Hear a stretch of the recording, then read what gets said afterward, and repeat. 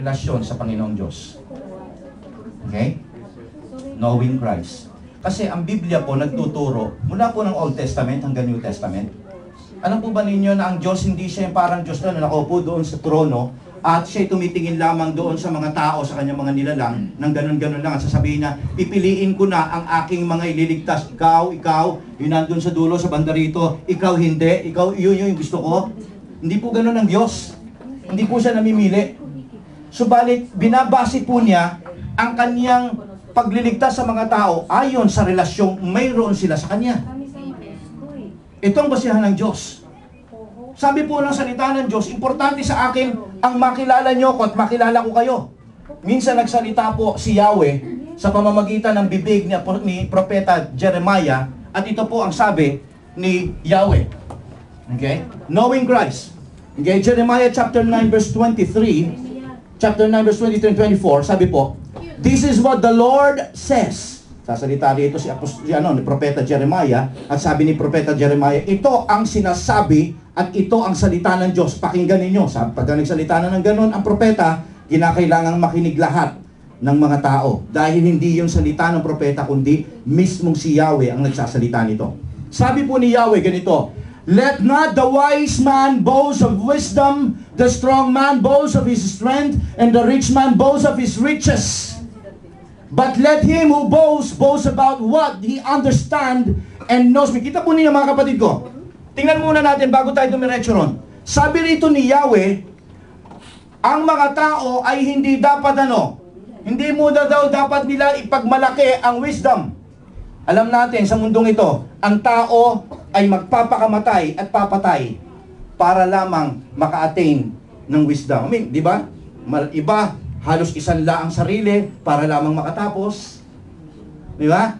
Gumagawa iba, nagnanakaw para lamang makapagtapos, maka-attain ng wisdom.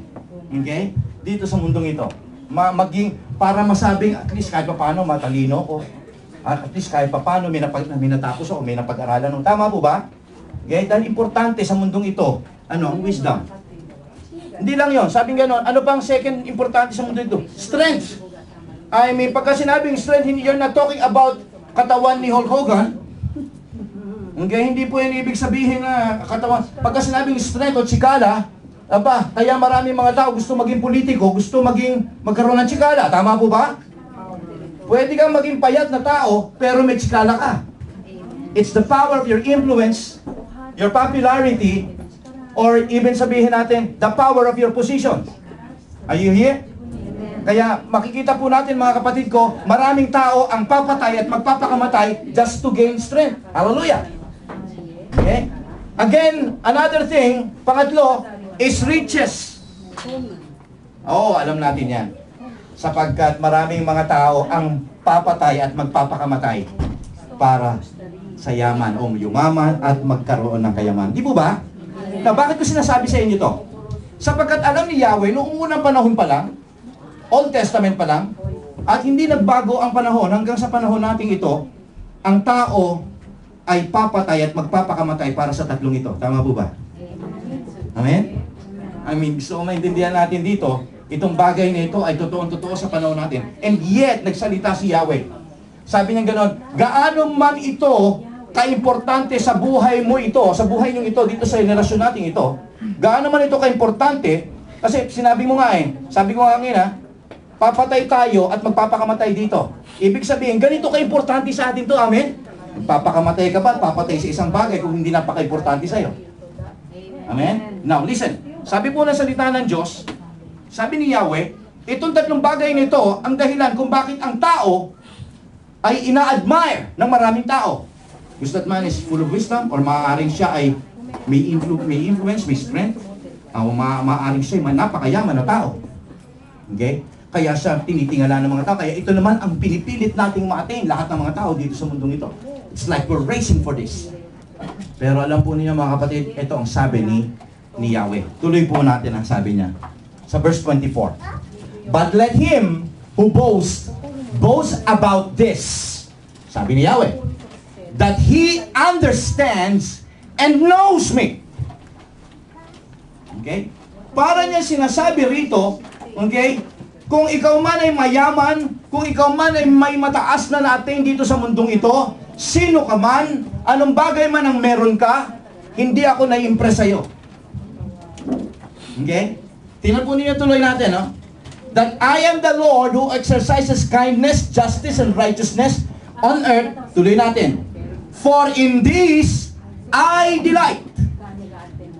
Saan nadidelight ang Panginoon? Na-impress po ba siya? Natutuwa po ba siya sa atin kapag tayo po ay ang isang tao ay masyadong sikat at masyadong mayaman o masyadong matalino? No. But listen, sabi niya ganon, I delight on this. On what? Well, if they understand and they know me. Okay? God will be delighted to those people who understand and know Him. Gusto ko isipin natin dito mga kapatid ko, para kay Yahweh, importante at ang tinitingnan niya yung mga taong nagsisik sa Kanya upang siya ay mas lalong makilala nito. Kita po ninyo? Kaya importante sa atin, patuloy tayong kinikilala natin siya, patuloy tayong nag-aaten ng church, patuloy tayong nagbubukas ng Biblia, nag-aaral nito. Alam po ninyo, kahit si Pastor hanggang sa panahon po ito, ako po ay isang estudyante pa rin ng salita ng Diyos. Because ang salita po ng Diyos ay masyadong malalim. At kapag para po itong bukal, na habang ito po ay chinecheck mo, parating bago ng bago ang tubig. Mukhang hindi siya nagbabago dahil nandun lang siya, pero kung i-check mo mabuti, parating bago ng bago. Ganun po ang salita ng Diyos. Ako po, many times nag-preach na po ako ng John 3:16, pero the moment na gumagawa po ako ng mensahe sa John 3:16, parating bago ng bago ang revelation ng Panginoon. Parehong verse. Napakalalim po ng salita ng Diyos. Kaya po, gusto ko maintindihan natin, hanggat nandito tayo sa mundong ito, patuloy at patuloy po nating aralin ang salita niya sapagkat napakaganda po nito. Listen, okay? Ito po ay mga bagay-bagay na sinabi ng ating Panginoong Hesus o Panginoong Diyos sa panahon ng Lumang Tipan. Si Jesus Christ po, nung siya ay nabuhay dito at siya po ay malapit na mamatay, siya po ay nag-pray sa Garden of Gethsemane. At ito po ang introduction ng kanyang prayer. Alam natin niya, di ba? Nag-pray sa bago sa hulihin. Tingnan po ninyo, masdan ninyo at pag-aralan natin yung introduction ng prayer po ni Jesus Christ. Sabi niya ganito, now this is eternal life. Ito ang sabi ni Jesus Christ po, nagsasalita rito, nagpe-pray. Now this is eternal life. Ano daw po? That habang prayer, nagpe-pray po siya, that they may know you, the only true God, and Jesus Christ, whom you have sent. Ano niya sinasabi? Ito daw po yung pagka sinabi eternal life, ito ang totoong buhay. This is the true life. Kasi po, ang eternal life yan po ang totoong buhay. Yung buhay dito sa mundong ito, hindi yan ang eternal life o hindi yan ang true life. Huwag kayong maniwala kay Satanas na pagka nandito, this is life. Huwag kayong maniwala doon. Kasi nungalingan yun. Bakit ko sinabi, mabubuhay ka rito ng 70 to 80 years, tapos mamamatay ka rin na. Hindi yan ang totoong buhay. Ang totoong buhay, yung buhay na hindi ka mamamatay. And that's eternal life. Now, sabi ni Jesus Christ dito, now this is eternal life. Meaning to say, now this is the true life. And what is the true life? Sabi niya ganoon, that they may know you, the only true God, and Jesus Christ. Nakita po ninyo, napaka-importante ng makilala natin ng Diyos.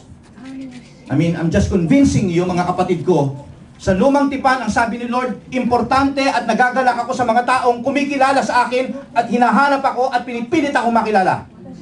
Si Jesus Christ nag-pray, sabi niya ganoon, ang totoong